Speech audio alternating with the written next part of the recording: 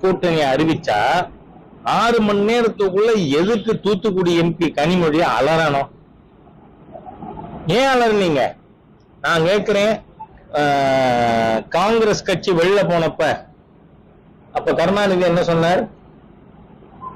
கூடா நட்பு கேடாய் முடியும் சொன்னார்ல. எனக்கு ஞாபகம் இருக்கு, கூட நண்பர்களுக்கு இருக்கா இல்லையான்னு தெரியல எனக்கு.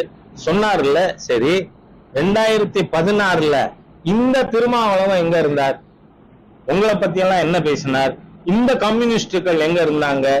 உங்களை பத்தி எல்லாம் என்ன பேசினாங்க? அப்படி இருக்கச்ச வெட்கமே இல்லாம திருமாவளவனோடு கம்யூனிஸ்டுகளோடு திமுக கூட்டணி வைக்கலாம்னா பிஜேபி கூட்டணியை கொஸ்டின் பண்ண ஹூ ஆர் யூ? எதுக்கு பேசுறீங்க? என்ன காரணம்?